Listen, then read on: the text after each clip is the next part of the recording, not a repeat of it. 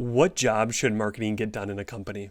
Well, at its core, marketing's the art of sort of making people want what you're selling, and in my view, sort of the science of putting it in front of them at the right time. So the job that it's really trying to get done is, how can you take a product or a service and put it in front of the people that actually want that product and service, and do it at a time that is right for them. Yeah, I've heard, I don't know the quote, but it's like right person, right time, right channel, right something. But that aligns with what you're kind of saying, making them move through those kind of avenues, the right person. Because if you're marketing to someone who doesn't want to change or doesn't want your product, then they won't really take action or move. So, I mean, there's been lots of different ways that over the years that's been described. There was like the 5 Ps back in the day, which the Ps always change depending on where you were at. There's a guy that sits on my board, a guy called Permjot, or another P, but he was trained at Duracell. I remember him always telling me the job of sales was to put batteries on the shelves, and it was the job of marketing to make sure that they didn't stay there, which I always thought was such a nice way of thinking about it. Because you need people to come in and buy it, and of course that's a marketing's job, whereas a sales guy will get the retailer to stock it. That's Fergus Dyer-Smith, a true expert on AI and how to apply it in our work in marketing. He's one of the few voices I listen to in the AI space as it's become flooded with gurus and snake oil salesmen, and that's thanks to Jacob Statler for recommending me to follow his content, which then just led me to say, I need to interview this guy. He knows so much. Fergus is currently the founder and CEO of Wooshii, a technology-driven platform that is helping global brands produce and manage content at scale. We touch on so much in this conversation, from how to start with AI in marketing if you maybe haven't done that much with it, to why freedom is a one thing Fergus has completely orientated his life around. But before we get back to the conversation, run the intro. Welcome to On Marketing, a show where we uncover what marketing is. I won't tell you what to think. I'll help you improve how you think about marketing and life. I'm Jordan Ogren, a marketing strategist by day and a podcast host by night. This was originally recorded on March 15th, 2025. All opinions shared in this podcast are the individual views of the host and guests, not those of their employers or associated organizations. This content is intended for informational purposes and should not be considered professional marketing or life guidance. Listeners act on the information provided at their own risk. Thank you for being here, and go and touch some grass. If you can hear from this recording, I'm outside. It's a beautiful day, 70 plus degrees in Wisconsin. Gorgeous. Go and touch some grass, but not before you listen to this incredible episode. Thank you again for being here and listening to this podcast. How do you see AI and some of the things you do helping that definition, the job, get done, or maybe even impede it or kind of can confuse us? With AI, just a simple example is a lot of cold emails have now been AI kind of automated, and it just lacks some level of personal. So how do you see AI helping marketing get that job done, and maybe some of the ways in which it could be can inhibit if not done correctly or in the right way? The thing about AI really is you can actually go another layer up, which is, AI is sort of, I've said this before on previous podcasts, but if your main job right now is sitting in front of a computer as a knowledge worker, then that is up for grabs, basically. Now, the question is, when, of course. So, it's is it immediately up for grabs, or are we some way away? But to all intents and purposes, the role of a marketer, especially today, as we market more and more on sort of digital channels, is one that's up for grabs. So, the obvious ones that come to mind immediately are copywriters. I think they're under a lot of pressure right now. Great copywriting is still really hard to do. I wouldn't take that away. But do you need 5 great copywriters when you can have one great copywriter and a really great copywriting AI? That's the question. Then you've obviously got digital marketers, SEO, PPC, social, like all these channels, even videos now can be automated, like all that. I think AI is just going to make it ever easier. Perhaps the place where it's going to come last is the things that people maybe even 5 years ago were not doing so much of. So events, out of home type stuff. Like these are things that AI is not going to turn up. Well, right now it's not going to turn up to an event, meet people face to face, and actually those have become really interesting channels The area that I think is really interesting, and I was chatting about this at an event. I was speaking at an event recently, and is this idea of when, like, who, it's go back to the very original point, getting the product or service in front of the person who wants or needs it. Now, what happens when you want to book a hotel, and rather than you going and booking a hotel, getting onto booking.com or whatever, you just tell your AI to go and do it. Who am I now marketing to? Who am I using my AI to market to? Am I marketing to your AI agent who has a completely, he's going to be influenced in a completely different way? Or am I marketing to you as an individual? So that is the fascinating world that we're about to enter, is that, marketing to humans and marketing to AI agents. And I don't have an answer. Like, I don't know what role things are going to play in that, but I just think it's something that's worth contemplating. Yeah, that's a big insight on like how the differences and maybe if there's any similarities in the way you would market to a human into a kind of an AI agent that seemingly gets closer and closer to AGI, or thinking like somewhat of a human with a consciousness. So I love all those things you said of like the job could be up for grabs. So maybe thinking of a marketer, whether they're just starting or they're kind of an early stage marketer, what can they do? I mean, hearing all this, I might, switch jobs. I might go to some other career path, but I think there's probably things in which we could do to start to position ourselves well for that future, even though like you just have no clue what the future will exactly be, as you kind of said, with having answers. But what can we do as early stage marketers to kind of start clearly playing with the AI, ChatGPT, all that? Like, I think that's kind of now basic blocking and tackling, but what more can marketers do to be more of a linchpin than a cog that's replaceable? I think there's lots, frankly. So I think first of all is most good marketers that I know are quite creative people. Even if they're technically astute, they're still creative. So great growth marketers, or we used to call them growth hackers. Actually, you've got to be pretty creative to come up with some of that stuff.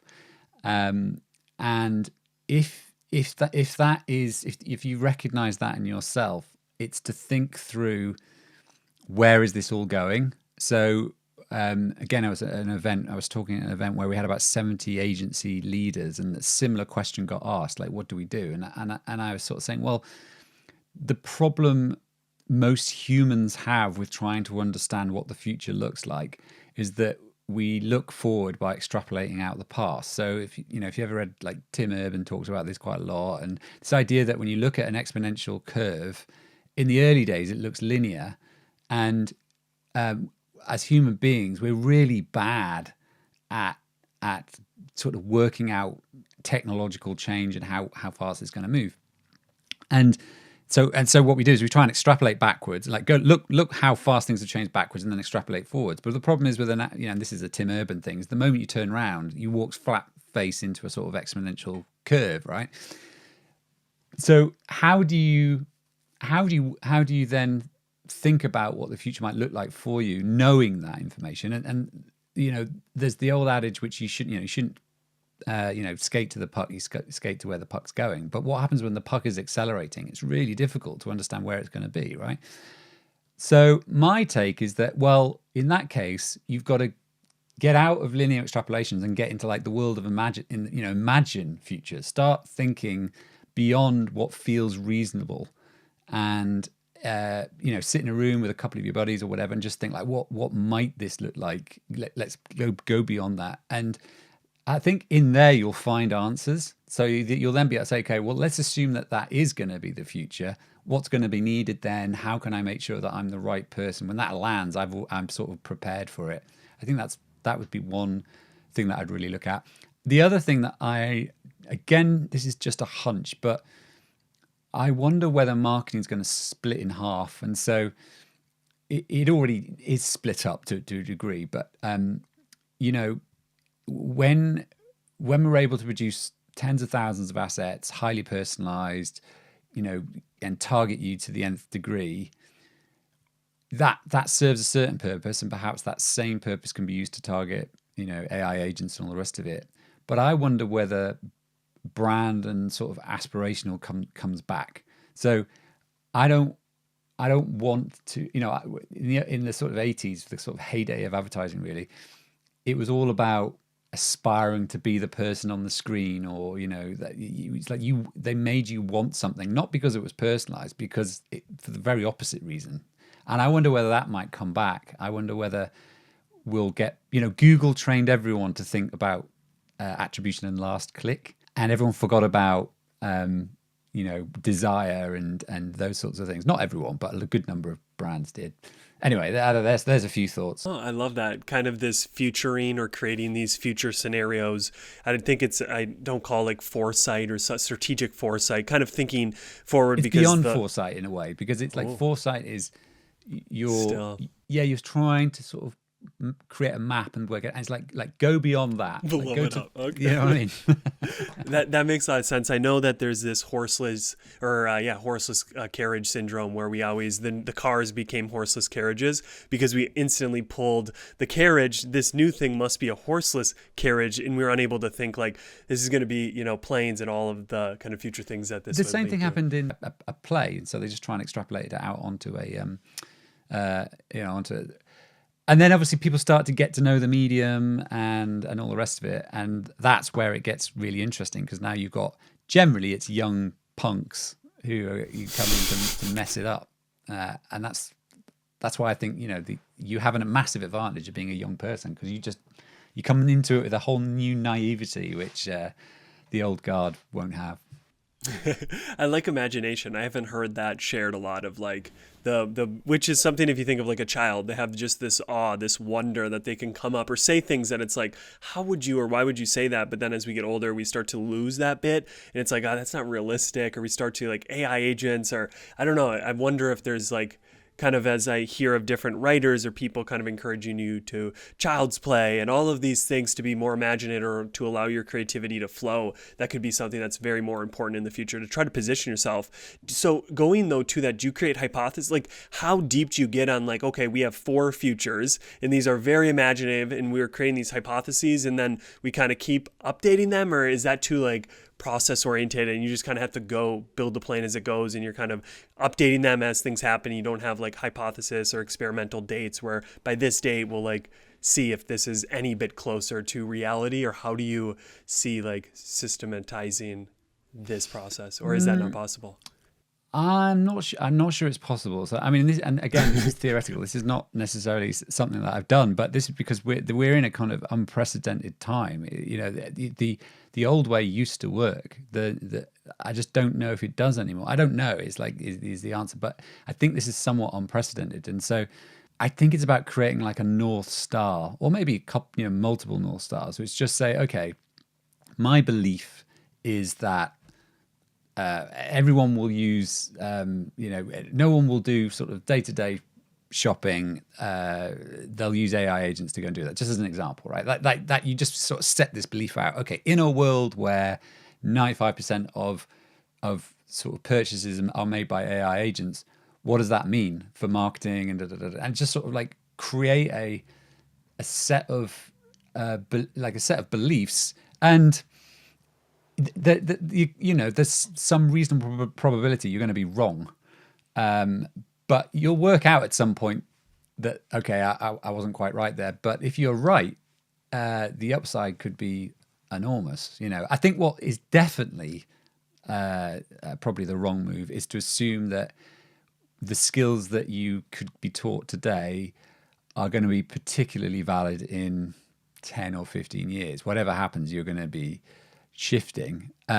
We do a lot of work in social and across all those sorts of channels.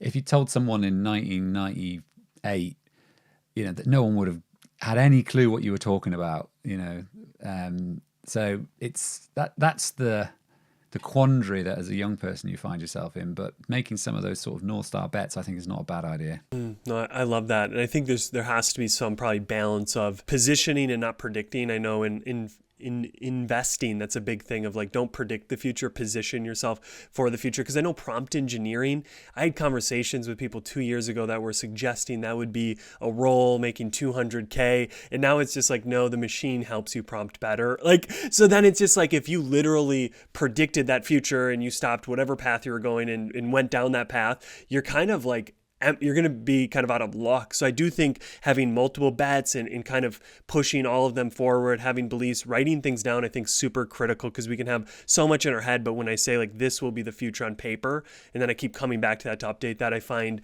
like a written shared truth or something you can come back to is a lot easier than just in your head.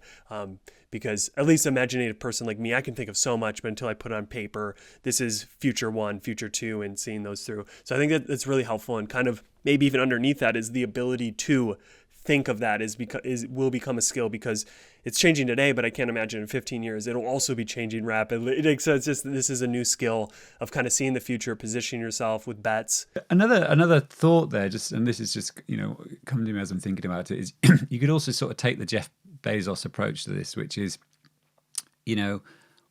when you look at all the change that's happening, trying to make a bet, especially on something specific, is probably a fool's errand. You're going to get it wrong.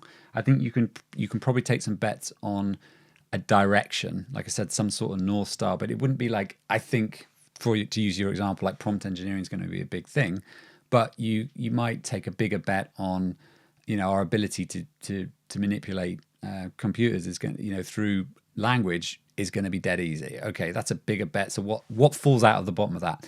But the Jeff Bezos one is you flip it the other way and say, what today will not change, what won't have changed in that time frame. And there are certain things such as human desires will be the same, likely. There'll be a whole bundle of things that you'll be able to sort of put in a bucket and go, well, that's a sort of solid truth, and that's not going to change over the next 50 years, let alone the next 5 or 10 years. So that might be another way of taking it. Yeah, I think he said like people will always want things quicker or something. Faster, so kind of, cheaper. Yeah, which is kind of maybe more of along your North Star. It's not like a specific prediction, but it's just like North Star. People will want things continually. No one's going to say, I want things slower now that I've had this all at my fingertips. I love it, Fergus. I think you're one of these people who are on the frontier that I could talk to you for hours on this, but I'm going to switch us to life. Maybe even some might argue a more important conversation, especially too with AI starting to kind of merge into this space of thinking like humans. But if I had to ask you in just your answer, because everybody comes to life with different kind of approaches, but what is the purpose? What should I be aiming for in life? What is your answer to that question? I can give you my answer, but my answer could be very different to everyone else's. I mean, I think there'll be some fundamental truth inside you that is what you know. Well, you might not know. This is the point. I think for many people, they don't. Some people never find it out. Some people find it out at different points in life. But there'll be some fundamental truth. And as an example, I know mine generally revolves around freedom and being in control of my own destiny. So that is a fundamental. Whenever I've optimized for that, things have worked out well. I've been happiest. Whenever I've gone, or whenever I've sort of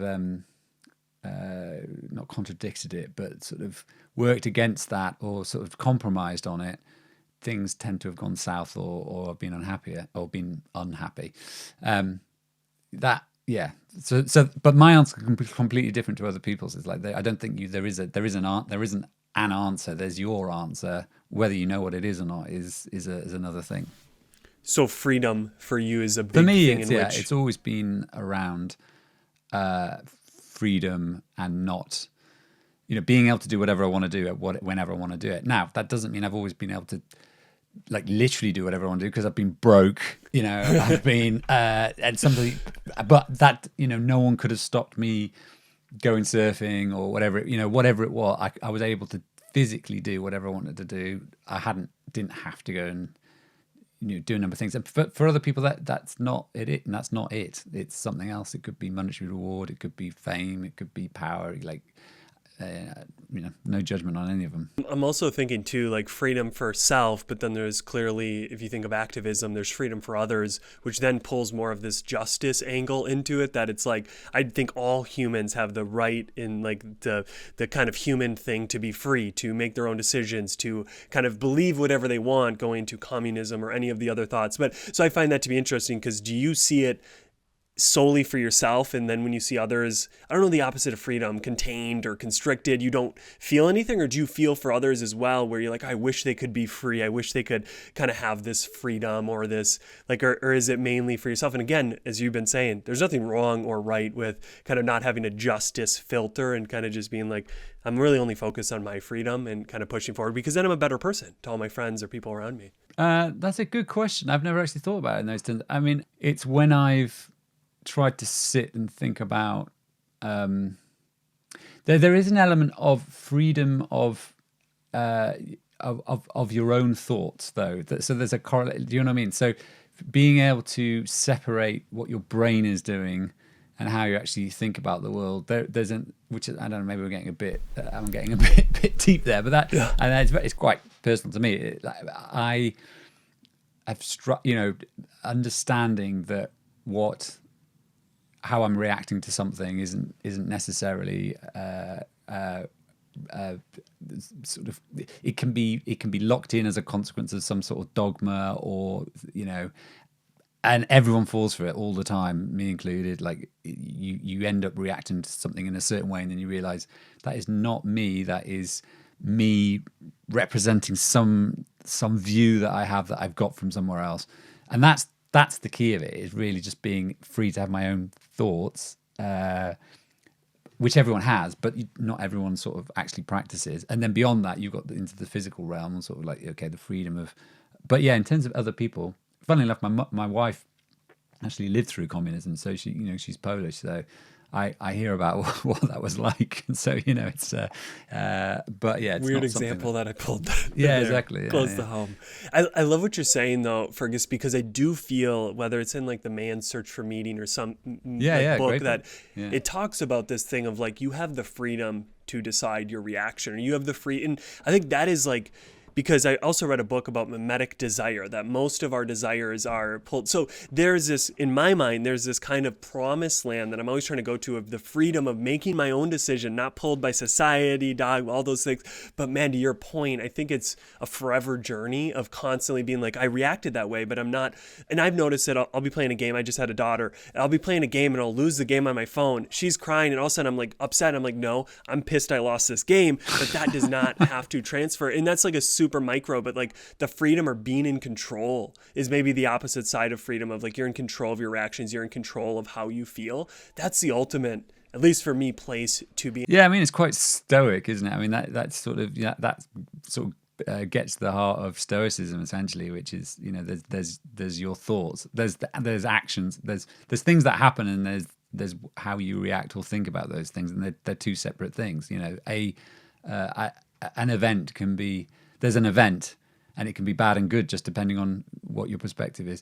What is something, Fergus, outside of business AI marketing, that you do, that when you come back to the world of marketing AI business, you just do it a little bit better, you have a sharper mind? Do you have any habits, practices you do outside of work that allow you to do work better? What's one of your top? Yeah, I mean, I've surfed since I was about mid-20s. I started surfing. I moved and lived in Portugal for 10 years as a consequence of doing that.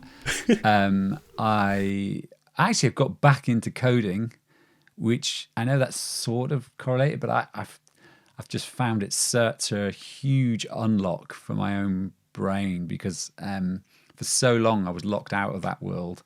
I used to code a little bit when I was in my early 20s. The world took off, the internet took off, and it just, went well beyond my skills. But now, as a consequence of AI, I'm sort of able to produce stuff. They're sort of biking, walking, hiking, all these sorts of things. Things in nature or outside. Exactly. Yeah. Have you always been that way? Clearly stated you started surfing at 20, but did you always have, I don't want to call it a balance because it's never a balance. It's kind of one thing but like, have you always had that where professional and personal, you always kind of had these things at which you were doing outside, or were you at one point a little more driven on the professional and you? I would say I don't really have that split. So one of the consequences of sort of when I was talking about this whole freedom thing is, and anyone in my family will tell you this, I can work sometimes for 30 days every day all day until but then I can spend 3 days doing, I've always pretty much worked from home. I've got offices, but even before the pandemic and things like that, we always had a remote business. I don't really distinguish between the two. But that for me is what I love. I'll sit on the sofa and work in the evening. It's not a chore for me. I enjoy building companies as much as I enjoy going surfing. It's all part of well, not all the time. There are plenty of times where I absolutely hate it. But the general sense of building something is something that I hold pretty highly. Yeah, it seems you've blurred the line of work and play. That play can be work, like the work in which you're doing is play. It feels great building the business or learning something. And then, I love that because I think they don't need to be dichotomatized. Like they can be. It doesn't make sense, does it? When people talk about work-life balance and on the one side you've got work and on the other side you've got life. I mean, it's just not who came up with that? It sounds sense. Really good. It's a good name, it's sort of it's no. You've got, maybe you could balance work and play, but you can't balance life. And work. I love it. I love it. All right, Fergus, again, I could talk to you forever as well in life, but final question here. As we talked about AI, so many things are changing. Your points about in 10 years, 15 years, the skills in which you'll need could change. Staying on more of a life side, what do you hope either we had or we recently had, what do you hope still around in 10, 15, 20 years that doesn't change? I hope that we don't lose our interactions with other humans, which I can see how AI could get really, really good, and that could become problematic. So for me, I don't want to lose that connection. No, I like that because who knows what maybe AIs become like pets in that sense. Or I know there are some that are like dating ones, which is kind of intense, like to fall in love with an AI, which is really just tokens and such, but maybe they'll get smarter. Yeah, no, I've heard that so much, Fergus, that if we can just continue the human to humanness, we'll hopefully move forward in a productive way, even though the world seems to be at times falling apart. Well, thank you so much, Fergus, for coming on the show. Great. This is a fun conversation. And this is the end of the podcast. What one idea or topic of conversation stood out to you today? Write it down, share it with a friend, post on social. The main thing is take action. That's how we go from theory to mastery. We need to practice. We need to put it into practice. Thank you for listening and being here, and I hope you tune in next week.